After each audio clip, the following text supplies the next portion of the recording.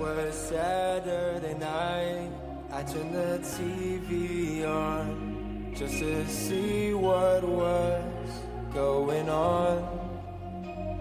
You'd been gone a while, didn't hear from you. I just want to know if you're safe and sound, 'cause I want to know if you made it out or if you're caught up in the mess. So tell me, are you okay? 'Cause I don't wanna lose you. It ain't easy 'cause I know I'm not with you. But tell me, are you okay? 'Cause I don't wanna say goodbye. I don't know what I'll do. Hello, everyone, and welcome back to Healing Connection. I'm your host, Joey McBride, and if you're listening today and you're running on fumes, if you feel like something inside you is cracked, worn down, or straight up broken, this episode's for you. But before we go any further, I want to put this right out front. If you need support or you want to reach out to me privately, you can. You can email me at cooljoe77heroobjective.org. You're not bothering me. You're not weak for reaching out. You're just human, and that is okay. Now, today's topic is simple, but it hits hard. Feeling broken is part of the fight, and if part of you is still strong, then so be it. We build from that part, even if it's small, because I think a lot of people believe this lie, especially veterans, first responders, caregivers. People have been trained to push, to endure, and perform. That once you feel broken, it means the fight is over. But I'm telling you, the fight is not over. It's just because you feel this way. So, if you would, take a breath with me. Inhale for 4 seconds, hold for 2, exhale for 6 seconds. Okay, let's talk about the truth. Without shame. Definitely without sugarcoating and without leaving anything behind. Before we go deep, let's get you anchored right where you are. If you can, plant your feet on the floor. Let your shoulders drop just a fraction. Now, a quick check-in. What's one thing you can feel physically right now? Maybe your feet are in your socks, the chair under you, the phone in your hand, the steering wheel that you're holding on to. What's one thing you can hear? A fan? Traffic? Silence? Your own breathing? What's one thing you can see? A corner of the room? A light? The sky? A wall? Computer screen? Good. This isn't about calming down perfectly. This is about reminding your body, I'm here, I'm safe enough right now, and you know what? I can listen. Now let's get into it. Part 1. Why broken feels like failure. Let's be honest. When you're a veteran, a cop, a firefighter, EMT, a dispatcher, a nurse, a correctional officer, when you lived in high-stakes reality, your identity gets built around being that one who holds it all together. You're the one who shows up. You're the one who keeps moving. You're the one who handles it. So, when you start to feel broken, you just don't feel the pain. You feel betrayed. Like your mind betrayed you. Like your body betrayed you. Like your spirit betrayed you. And here's the messed up part. You survived a lot until you start believing that story that you're supposed to be fine. That's when broken starts to feel like failure. But listen to me pretty well. Feeling broken is often a sign you've been fighting too long without relief. It's not proof you're weak. It's proof you've been carrying weight around most people will never understand or see. The mind and body can only run on emergency power for so long. And if you're hearing this and thinking, man, Joey, you know what? I've got nothing left. I want you to pause, because nothing left usually means nothing left the way you're used to it. It does not mean nothing left at all. There's a difference. Part 2. Broken doesn't mean done. Let's refrain from the word broken. Broken doesn't always mean destroyed, or sometimes it means overloaded, exhausted, unproduced, grief-filled, traumatized, numb, on edge, disconnected, running on survival instincts. And when you've been in survival mode long enough, changes what normal feels like. You might be able to function at work, but fall apart in the quiet. You might be able to be calm in a crisis, but angry at home. You might be the person everybody trusts, but you don't trust yourself. That's not moral failure. That's the cost of staying ready for impact. So here's the line I want you to remember. Broken is not the end. Broken is information. It's your system saying something needs attention. And the fight isn't always charging forward. Sometimes the fight is making it through the day, taking the next right step, telling the truth, asking for help, staying alive when your thoughts are trying to negotiate it out of you. That's fighting. That war is just a different battlefield. Part 3. If part of it is strong, then so be it. I want you to sit with that phrase for a minute. If part of it is strong, then so be it. Because that's how healing really starts. Not with a full comeback, not with some motivational explosion. Healing often starts with one small, stubborn piece of you that refuses to quit. It might sound like, I can't do this anymore, but I'm still here. I'm tired, but I'm not done. I don't know how to fix this, but I know I don't want to die. I don't trust people, but I'm listening to this episode. I'm falling apart, but I got out of bed. That's the strong part. Even if it's 2%, even if it's just part of you that keeps breathing, so there's something I want you to do right now. I would like for you to put your hand on your chest or your stomach, if you can. I don't want you to be distracted, but if you could do that while you're driving, okay. Whatever feels less weird.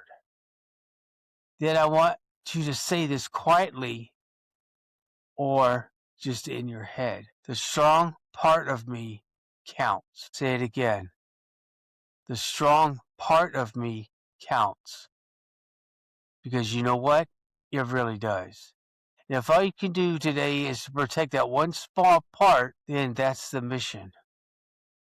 That's what you can do. That's what you can start your day with. One small part. Part 4. When the broken feeling gets too loud. Now, I want to talk to you about what happens when the broken starts talking.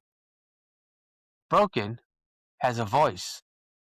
It's a whisper, or it does whisper things like, you're a burden, you're too far gone, nobody would understand, you're weak, you ruined everything, you shouldn't have handled it, just disappear. But let me be crystal clear.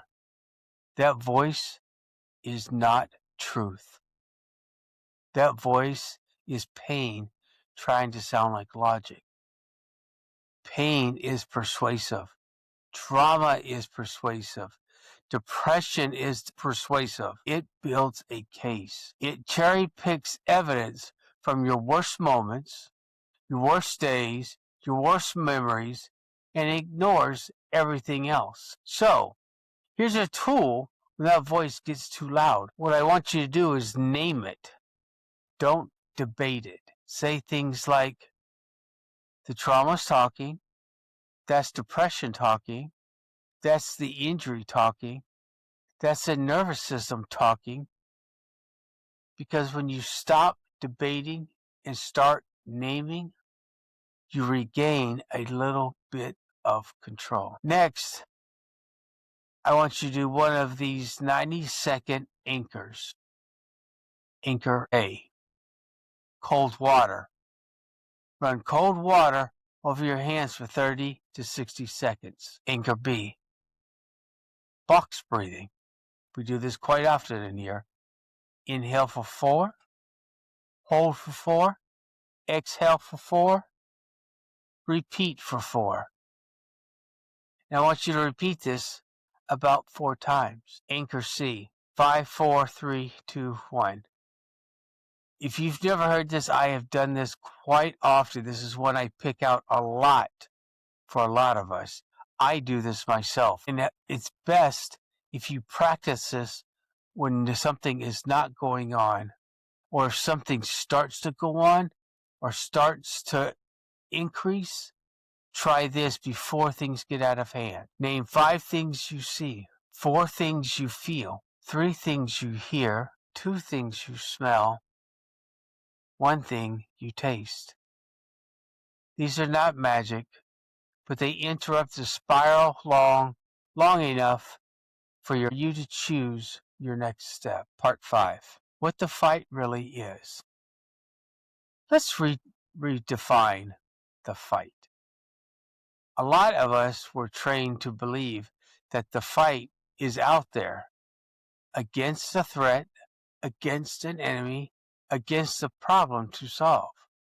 But for many of us, the real fight becomes internal. The fight is against isolation, against shame, against numbing, against self-destruction, against the belief that you're unworthy to help. And if you feel broken, you might be tempted to quit. Stop. You might want to stop answering texts. Stop taking care of yourself. Stop reaching out. Stop going to appointments. Stop doing the small things that keep you tethered. So here's something I want to offer you. Staying connected is a combat skill. Connection is not weak. Connection is not a lifeline. It is very much a lifeline. But if you can't talk to somebody today, okay. But don't disappear completely. Send one message to one safe person. I'm not doing great. I don't need advice. Just need someone to know how I feel. That's still fighting. Or, if you want, again, you can email me at cooljoe77@heroobjective.org. You don't have to write me a novel. You can just say, hey, I've listening, or I have listened, I'm struggling, and that's enough. I'll write you back. We will talk this out. I will be here for you as long as you need me. It really is something that I'm here for.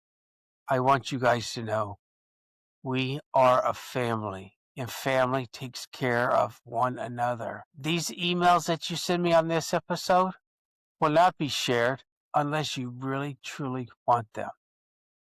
This is an email that will be private, and we will only talk about it, just you and I.